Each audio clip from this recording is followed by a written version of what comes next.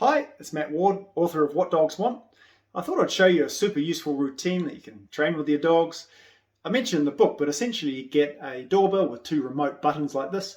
You put one outside, keep one inside for training, and teach your dogs that when they hear the sound, they need to go to their bed, and if they do, they'll be rewarded.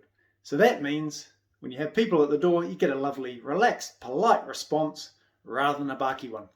I'll just flip the camera around and show you.